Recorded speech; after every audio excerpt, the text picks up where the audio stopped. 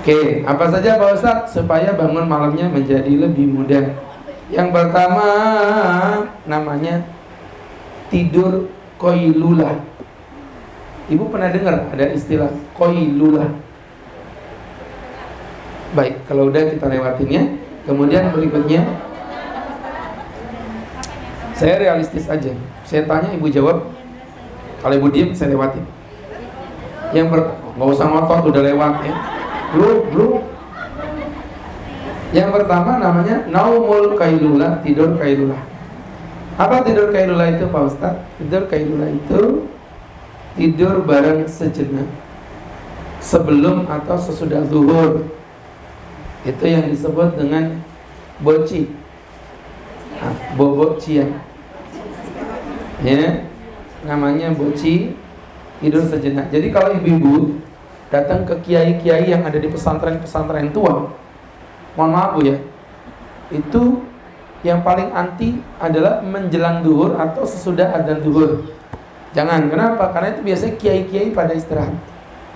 Kenapa? Mereka bangun dari jam 3 malam, tahajud sampai subuh. Habis subuh biasanya mereka zikir sampai syuruk. Habis syuruk mereka sarapan. Habis sarapan mereka ngajar sampai menjelang duhur. Nanti menjelang duhur biasanya 1 jam sebelumnya ada tidur. Kalau nggak sempat habis duhurnya 1 jam setelah sholat duhur. Itulah yang disebut dengan naumul qailulah, yang dikenal dengan tidur qailulah. Tidur barang sejenak, jangan lama-lama, 30 menit 1 jam itu maksimal. Ya Ustadz malah kadang-kadang nyempetin tidur siang itu kalau memungkinkan ya, kadang-kadang 15 menit tuh, 20 menit. Almarhumah ibu tuh sempat protes, nggak pusing, nggak kepalamu tuh tidur 15 menit. Saya bilang, enggak Bu, alhamdulillah. Ternyata tidur itu tidak butuh lama. Yang penting jangan sebentar.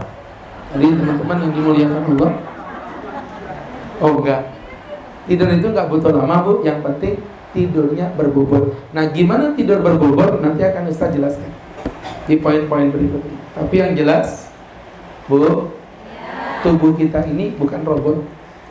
Ya, maka butuh istirahat. Nah istirahat terbaik itu tadi tidur qailulah. Nah, tentu ini prakteknya kepada orang yang punya kesempatan qailulah.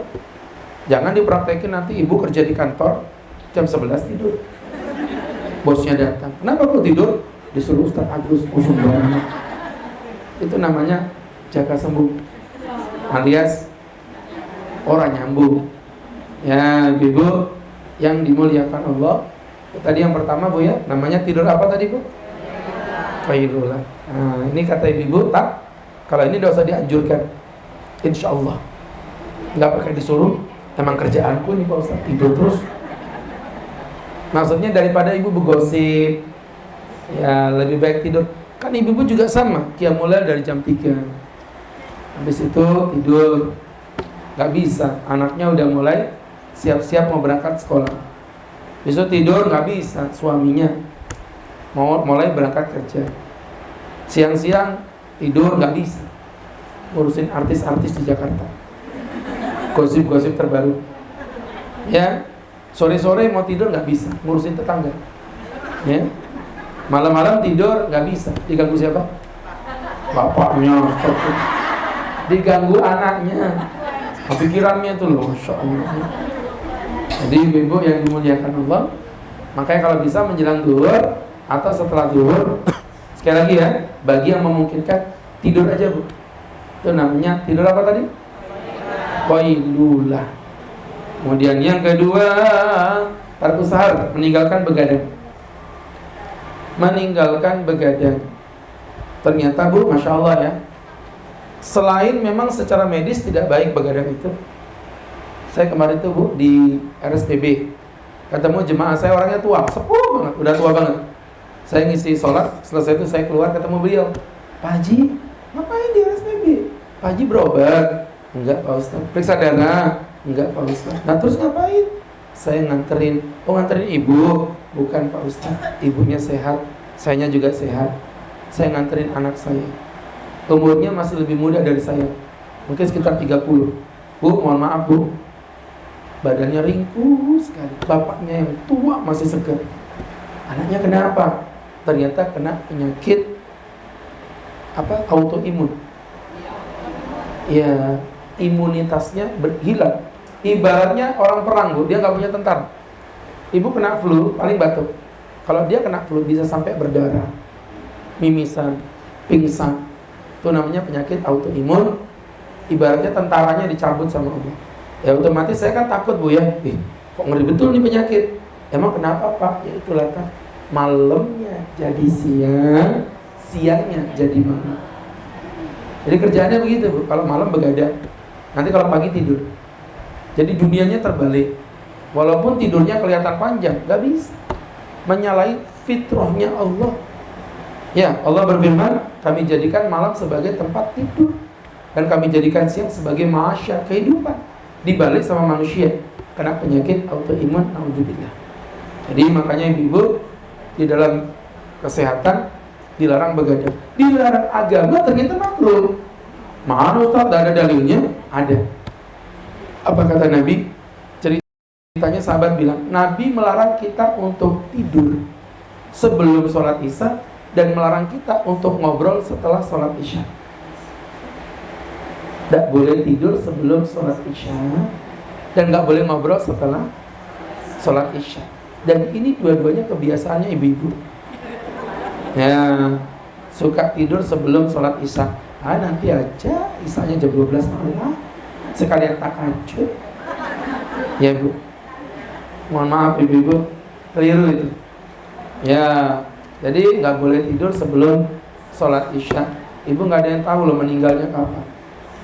Pas ibu pejem bisa jadi buka-buka mata udah di alam barzakh. Makanya mohon maaf, sholat disegerakan. Ikan sepat, ikan gabus makin cepat, makin bagus. Ikan bandeng, ikan gabus yang paling ganteng, Ustaz. Baik ibu-ibu yang dimuliakan Allah Subhanahu wa ta'ala. Ibu kalau mau muntah-muntahin aja, Bu. Jangan ditahan-tahan. Jadi ibu-ibu yang berbahagia, yang dimuliakan Allah. Baik. Yang ketiga, tidur di tempat yang keras. Nah, maksudnya tidur di atas ambal. Masih belum bangun, tidur di atas tikar. Masih susah bangun, tidur di atas koral. Insya Allah gak bisa tidur. Serius. Ibu mohon maaf, Bu, ya. Saya pernah pulang dari Penajam sekitar jam 1:30. Sampai rumah Balikpapan tidur jam 2. Jam 4 itu saya harus bangun untuk persiapan berangkat sholat subuh. Ibu-ibu yang berbahagia, saya yakin tidur di atas pasti kesiangan. Di bawah pakai sejadah, bantalnya pakai sorban. Alhamdulillah, Bu, tidur jam 2, jam 4 tepat bangun.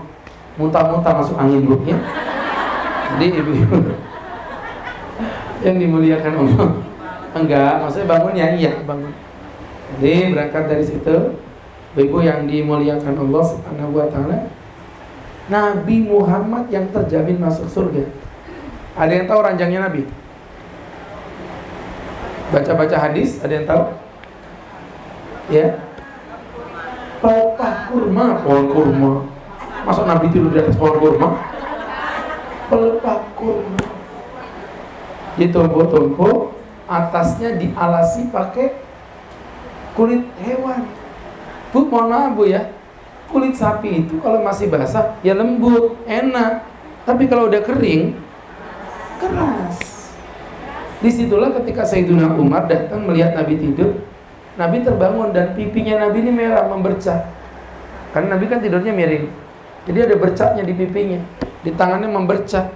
Sampai Sayyidina Umar gak tega melihat Rasulullah Sallallahu Alaihi Wasallam. Itu adalah ranjangnya Rasulullah, orang yang sudah dijamin masuk surga. Kita ini, Bu, yang belum dijamin masuk surga, ranjangnya Insya Allah kok udah tidur tuh dari samping tenggelam, memang perutnya udah tidak kelihatan, saking dalamnya. Ini yang belum tentu masuk surga. Sedangkan yang sudah pasti masuk surga, sholatnya begitu. Yang keempat, ini namanya menggunakan kekuatan alam bawah sadar. Apa tak? Berniat bangun sebelum tidur. Berniat bangun sebelum tidur. Jadi ibu-ibu ini mau tidur, tapi ibu tuh niat bangun. Itu menggerakkan pola alam bawah sadar ibu. Ya, mohon maaf. Sekarang saya tanya, orang kalau nggak bangun tuh biasanya apa, Bu? Ngantuk, kayak, atau mungkin karena capek. Sekarang saya tanya, secapek-capeknya calon pengantin, ada nggak yang besoknya kesiangan dari akad pernikahan? Nggak. Menikahnya jam 8, bangunnya jam 9, ada nggak gitu? Nggak ada. Yang ada nikahnya jam 8, jam 3 udah nggak bisa tidur, ketawa-ketawa sendiri dia. Iya, Bu. Jadi ibu-ibu yang berbahagia, ibu-ibu ngomong, ibu, Bu, neraka panas tidak? Cie, pengalaman. Jadi teman-teman yang dimuliakan Ustadz dilawan, kalah kau ya. Maka berangkat dari apa yang saya jelasin, ibu yang berbahagia, ketika ibu mau tidur, ibu niatkan bangun, dan itu nanti akan memberikan kekuatan. Di waktu subuh ibu akan bangun, karena ibu sudah mendesain diri ibu untuk bangun. Kayak tadi orang yang akan melakukan pesta pernikahan, dia pasti akan bangun, nggak ada kesiangan. Ya, nggak ada kesiangan. Sehingga berangkat dari situ, ibu-ibu yang berbahagia yang dimuliakan Allah, niat itu memberikan kekuatan. Kita nggak makan, nggak minum seharian kelaparan. Kenapa di bulan Ramadan kok ibu kuat semuanya? Karena niat.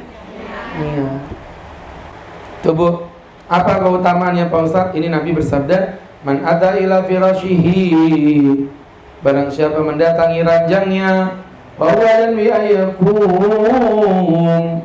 sedangkan dia berniat untuk bangun tidur. Jadi ibu datang ke ranjang, ibu niat untuk bangun, fayusalli minal lail, kemudian dia sholat di malam hari, niatnya bangun tidur qiyamul lail, faghalabatun naum, tapi ternyata dia ketiduran, kutiba lahu manawar, akan diberi kepadanya pahala seakan-akan dia melakukannya di malam hari. Jadi ibu tuh niat bangun, tapi ibu ketiduran. Ibu itu pahalanya sama kayak orang yang tahajud 100% hanya dengan niat. Tapi jangan niat terus, niat aja kerjaannya, tapi tidak pernah sholat. Itu namanya ngajak raih malaikat. Ya, ibu yang berbahagia, niat sambil diiringi, misalnya pakai alarm. Iya, dan alarm itu dipasang dengan lagu yang kira-kira membuat ibu itu trauma. Oh, Ustadz, trauma dengan apa? Trauma dengan suara ambulan misalnya. Tiung, tiung, tiung. Jadi ibu cepat bangun. Oh, ini pakai alarm lagunya.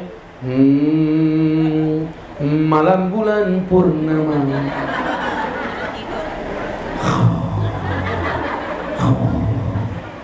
Ya, Bu. Jadi ibu yang berbahagia, ibu yang paling membuat ibu takut itu apa? Saya tuh paling takut kalau melihat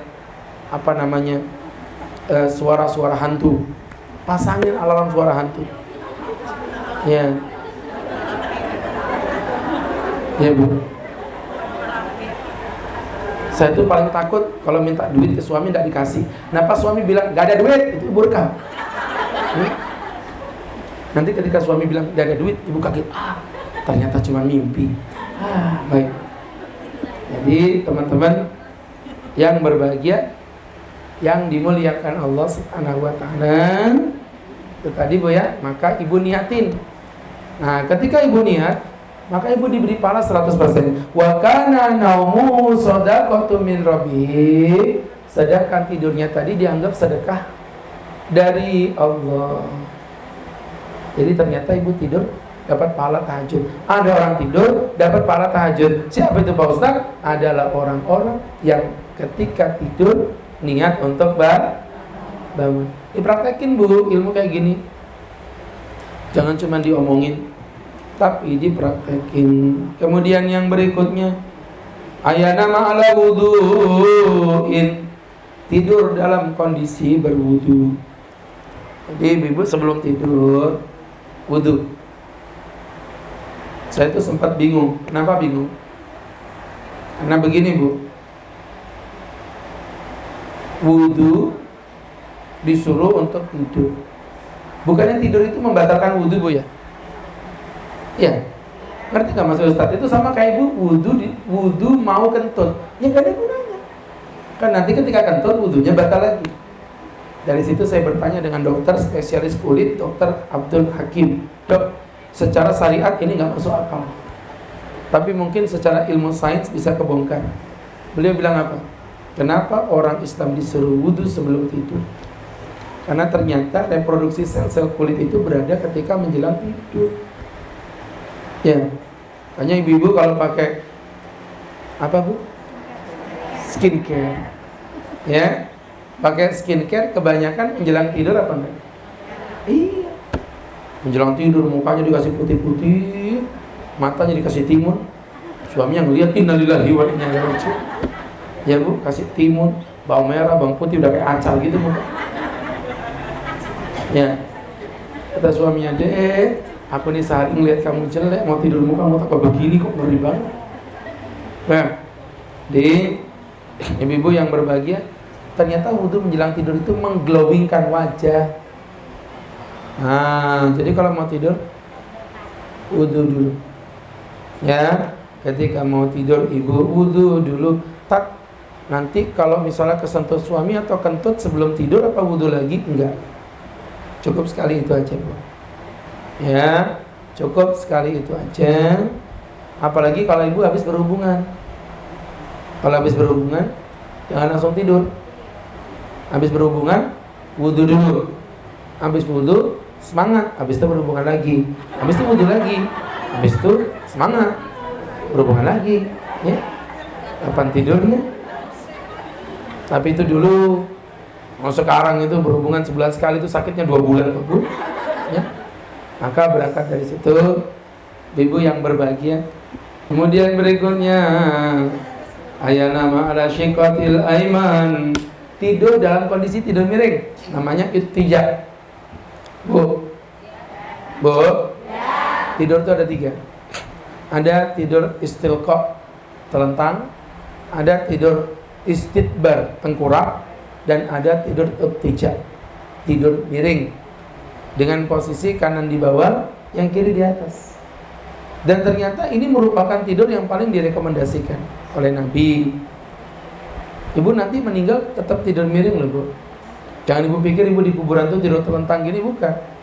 Tidurnya ittija, miring, yang kanan di bawah, yang kiri di atas. Ya, tidur miring. Pak Ustadz, saya mau tidur miring, tapi nanti kan lucu tak? Jadi pantat-pantatan sama suami. Tuh, kalau miring hadap kiblat kan berarti dua-duanya pantat-pantatan toh. Ibu mau tahu? Ternyata tidur yang paling baik suami istri bukan berhadapan, tapi tidur yang pantat-pantatan. Serius. Karena pelukan dari arah depan itu namanya pelukan seksual. Tapi pelukan dari arah belakang itu namanya kasih sayang. Dan perempuan lebih dominan membutuhkan kasih sayang dibandingkan dengan seksual. Jadi kalau ibu dipeluk dari depan itu bawaannya ngeres. Ada yang mengganjal tapi bukan perasaan. Ya, ibu-ibu, loh, batunya mobil itu loh ganjal. Pikiranmu kemana-mana. Jadi kalau pelukan dari depan itu pelukan seksual. Tapi kalau memeluk dari belakang itu namanya pelukan kasih sayang. Jadi ibu-ibu yang dimuliakan Allah Subhanahu wa ta'ala, yang bagus itu memang perempuan di depan, suami di belakang, dipeluk dari arah belakang sama suaminya. Ini bagi yang punya suami. Yang janda nggak usah ngelirik-ngelirik gitu. Kayak minta tanggung jawab lah, aku sopo tangan. Yang meluk yombo bantal situ ya. Jadi ibu-ibu ini jadi pelajaran untuk tidur miring, yang kanan di bawah, yang kiri di atas. Kenapa yang kiri di atas? Ini posisinya letaknya jantung. Jantung ini. Ya. Jadi kalau ibu tidurnya kanan di bawah, kiri di atas, jantungnya itu berdetak dengan sempurna. Nah, yang paling jelek tidur istidbar, tengkurap. Itu tidurnya setan. Ya. Jangan tidur tengkurap, dan sangat dilarang tidur tengkurap, khususnya untuk ibu-ibu yang hamil tua. Jangan pernah tengkurap. Karena ibu nanti akan seperti helikopter, ya, bundar di bawah, panjang di atas. Kemudian berikutnya yang tidur istilqa, tidur terlentang boleh, Nabi nggak melarang. Tapi kan karena Nabi udah nganjurkan iltija, ya kalau bisa tetap iltija. Karena tidur terlentang, Bu, secara medis itu bisa menyebabkan kematian dalam seketika. Nah, iya, tidur sambil terlentang, telan paku, telan palu, telan baut, telan tang, ya. Lah iya nelentang, ya, nelan baut, itu bisa menyebabkan kematian.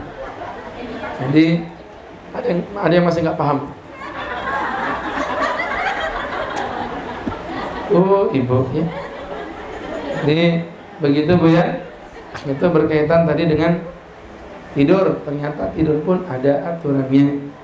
Kemudian berikutnya membaca zikir menjelang tidur. Jadi ternyata menjelang tidur itu ada aturan-aturan zikirnya. Maka ibu-ibu yang dimuliakan Allah Subhanahu wa ta'ala, kami mempertegas kembali, Bu, ya, dari apa yang Ustaz jelaskan. Ibu yang dimuliakan Allah, bahwa yang namanya tidur yang paling dianjurkan oleh Nabi, saya ulangi, sebelum nanti kita tertidur betulan, jangan lupa baca zikir. Apa saja zikir-zikirnya, Pak Ustaz? Ada beberapa riwayat. Yang pertama adalah hadis riwayat Aisyah. Itu membaca 3 kul. Kul huwallahu ahad, kul a'udzu birabbil falaq, kul a'udzu birabbin nas. Kemudian ibu tiupkan di telapak tangannya, diusapkan dari ujung kepala, muka, dada, perut, kaki. Yang terakhir tadi bercanda, ya. Nanti ibu praktekin betulan ini. Suaminya ketakutan, astagfirullahaladzim. Kerasukan apa toh, Bu, ya? Jadi gitu, Bu, ya. Tadi berkaitan dengan apa tadi? Baca 3 kul. Ini buat apa, Pak Ustaz? Ini namanya ruqyah mandiri, Bu. Ibu boleh percaya atau tidak, terserah ibu. Karena saya bukan caleg yang butuh kepercayaan Anda. Jadi ceritanya, Bu, saya punya jemaah itu perempuan dokter, suaminya juga dokter. Cuman mohon maaf ya, karena suaminya ini spesialis, jam terbangnya lebih tinggi. Yang perempuan ini kalau habis maghrib udah pulang. Nah, ketika sampai di rumah, dia belum diberi keturunan anak. Jadi di rumah sendirian, Bu.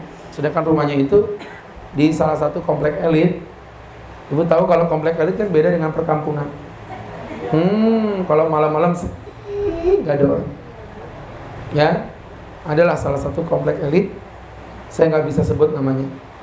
Inisialnya komplek BDI. Ya, jadi teman-teman yang berbahagia,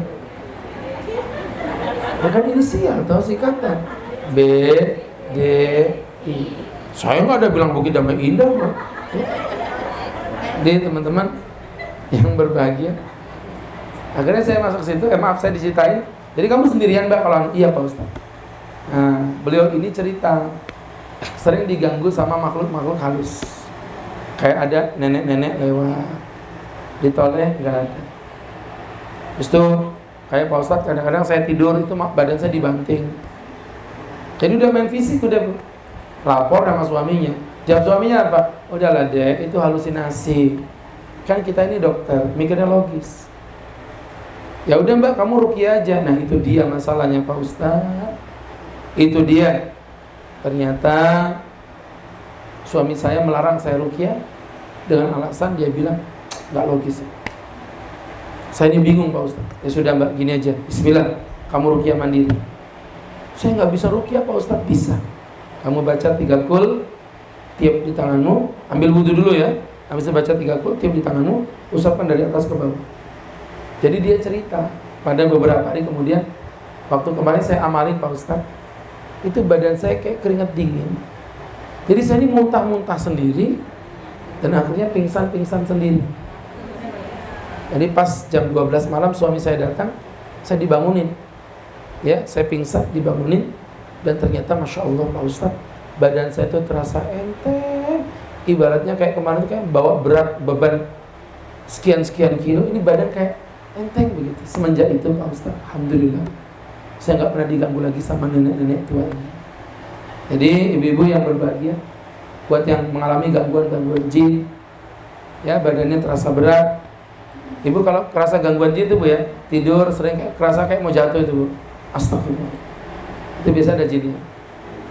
Ya. Yang kedua membaca ayat kursi. Bisa Bu ya baca ayat kursi 10 kali gak pakai nafas? Bisa. Ibu gak pernah olahraga sih. Ini saya lagi serat. Tapi saya contohin ya. Baca ayat kursi 10 kali gak pakai nafas. Fokus. Ayat kursi, ayat kursi, ayat kursi, ayat kursi, ayat kursi. Bisa Bu? Bisa. Ya. Ibu. Kan Ustaz bilang baca ayat kursi 10 kali nggak pakai nafas, ibunya aja nggak fokus. Nggak, itu bercanda. Yang seriusnya baca ayat kursi sekali dan boleh nafas. Ini apa manfaatnya? Ibu pernah dengar tuyul? Pernah dengar tuyul? Percaya nggak ada tuyul?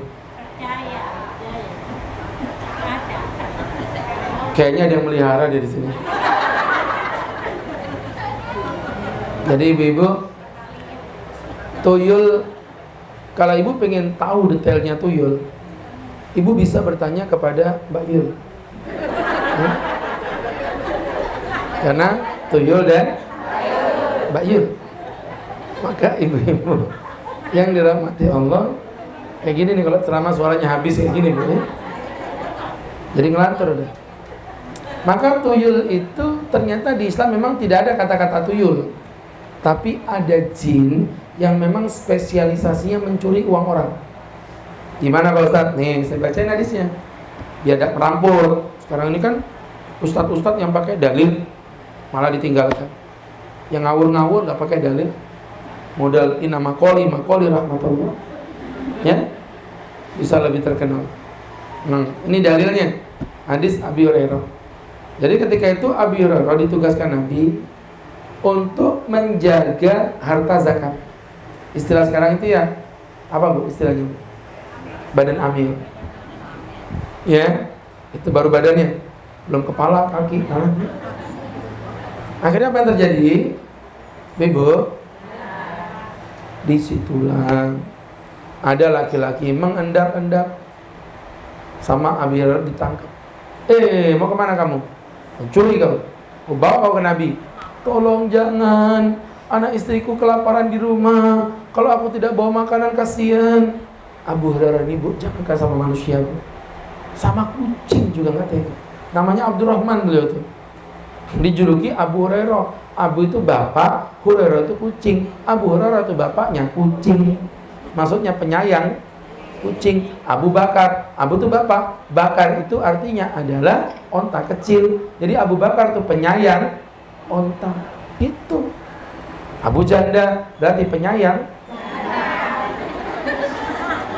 Jadi ibu yang dirahmati Allah, ibu akhirnya subhanallah dibebas, dilepas. Kabur dia Bu, udah mau pergi Bu. Apa yang terjadi? Ketika dia kabur, besok Abu Hurairah cerita kepada Nabi, Nabi semalam itu ada pencuri masuk, tapi ku tangkap. Dan dia bilang kasihan anak istrinya kelaparan. Ku lepas saja Nabi, lagian dia juga nggak bawa apa-apa kok, kasihan. Nabi tersenyum, kata Nabi, innahu kadzab, pendusta. Nanti malam dia datang lagi. Abu Hurairah emosi Bu, kurang ajar, berani datang lagi. Ditungguin, dan betul datang lagi. Nabi gak pernah bohong. Tangkap, gak ada alasan. Bawa kau ke Nabi, dia dipotong tanganmu depan Nabi. Apa jawab dia? Tolong, kalau kamu potong tanganku, anak istriku makan apa? Itu Abu Hurairah itu memang Masya Allah, gak tega Bu. Akhirnya dimaafin lagi. Subhanallah, besok pagi cerita lagi ke Nabi, sama jawaban Nabi, bohong. Nanti malam dia datang lagi. Nah untuk yang ketiga ini Abu Hurairah sudah pasang-pasang kuda-kuda, tidak tega. Mau apapun yang terjadi, akan kubawa kamu kepada Nabi. Betulan Bu, datang lagi. Dipegang tangannya sama Abu Hurairah, kamu pencuri, kamu sudah mencuri Sekarang aku bawa kamu ke Nabi, tolong anak istriku kelaparan. Tidak ada lagi sudah, aku tidak ada lagi. Dongkol hatiku ini sudah, ya sakit hatiku. Jadi apa yang terjadi Bu? Subhanallah, pas mau dibawa dia ngelobi gini, Abu Hurairah, gini aja lah, kita barter ilmu. Maksudnya lepaskan aku dan aku akan beri kamu kekuatan bacaan yang kalau kamu baca, orang seperti aku dan teman-temanku tidak bisa lagi mengambil hartamu. Apa itu? Bacalah ayat kursi. Pulanglah dia Bu. Abu Hurairah pagi-pagi cerita. Kata Nabi apa? Innahu kadzdzab walakinnahu shadiq. Dia pendusta, maksudnya dia setan, tetapi dia benar. Maksudnya yang dia omongin tadi betul, bahwa mengusir jin yang suka mengambil uang kita. Kemudian berikutnya membaca 2 ayat terakhir surat Al-Baqarah. 2 ayat terakhir surat Al-Baqarah, walillahi ma fis samawati wa ma fil ard, dan seterusnya. Itu nanti seakan-akan Bapak Ibu membaca ayat Quran khatam dalam satu malam. Dan yang terakhir Ibu baca juga Qul ya ayyuhal kafirun, untuk menjaga keimanan yang ada di dalam hati kita. Udah, itu aja Bu, diamalin Bu. Kalau saya baca semua, masalahnya kapan Ibu tidurnya? Ya? Itu diamalin udah bagus. Yang pertama apa tadi Bu? 3 Qul, terus ayat kursi, 2 ayat terakhir Al-Baqarah, Al-Kahfi. Insyaallah udah aman semuanya itu Bu. Ya, aman dari gangguan jin, hartanya juga aman, imannya juga aman. Kemudian berikutnya ketika bangun tidur dan Ibu benar-benar ngantuk banget, ini Bu, saya kasih amalan. Ada 3. Dalam hadis ini, yang pertama usap mukanya sambil baca zikir bangun tidur. Alhamdulillahilladzi ahyana ba'da ma amatana wa ilaihin nusyur. Tuh mukanya digosok, melancarkan aliran pembuluh darah. Insyaallah. Insyaallah. Ceklik. Rasa ngantuknya hilang. Yang kedua, itu kayak pangan apa Bu? Ceklik, gitu kan. Tinggal 2 nih. Yang satu lagi datang. Kata ulama apa? Kata Rasul, bawa wudu. Oh, ngantuk itu perbuatannya setan itu terbuat dari api paling takut sama makanya kalau ngantuk bawa wudu supaya menghilangkan rasa kantuk yang ada di wajah. Jadi gitu Ibu-ibu, dibawa wudu. Kemudian baru yang ketiga dibawa sholat 2 rakaat dipaksa. Kata Nabi, fa'asbahan nasyitan thayyibun nafsi, kalau kau kerjakan itu, kau akan bangun dalam kondisi semangat, membabi buta. Begitu Bu. Tapi kalau kau tidak lakukan itu, kau temukan pagimu dalam energi negatif. Energi negatif. Apa energi negatif itu Pak Ustaz? Ya energinya bawaannya mau marah, bawaannya emosi, bawaannya mau kelahi. Itu namanya energi negatif.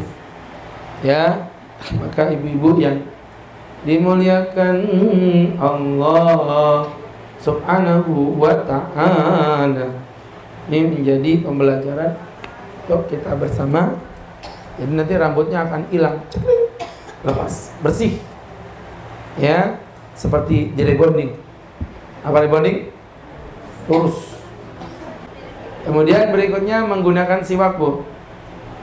Ini nanti kalau Ibu bangun tidur itu terus mandi. Ibu tuh jangan lupa Bu, menggosok gigi. Oh, pastinya membersihkan tempat tidur. Jadi Ibu, ini masa kecil kurang bahagia kayak gini. Maka teman-teman yang berbahagia, ternyata salah satu cara menghilangkan rasa kantuk versi Nabi itu adalah dengan melakukan gosok gigi. Maka ibu-ibu yang dimuliakan Allah, jadi sikat gigi Bu. Ya, saya pernah nyobain tuh, ngantuk banget Bu, sikat gigi. Jadi seger. Jadi ternyata bangun tidur gue terus mandi, jangan lupa menggosok gigi itu hadisnya terinspirasi dari hadis Hudzaifah, di mana Hudzaifah mengatakan Kalau aku selesai bangun dari tidur, selalu Nabi Muhammad memulai dengan melakukan gosok gigi, ya. Jadi silakan monggo. Kemudian berikutnya, teman-teman yang dimuliakan Allah, adalah diperintahkannya kita untuk membaca ayat-ayat dengan tartil. Dan kalau perlu tadabbur ya. Tartil itu dibaca sesuai dengan ayatnya, Bu. Itu namanya tartil. A'udzu billahi minasy syaithanir rajim. Bismillahirrahmanirrahim. Itu tartil. Jadi gitu ya. Baik, ibu-ibu, ini beberapa kiat yang bisa ibu praktekkan dalam rangka bisa mudah untuk bangun tidur di malam hari, ya.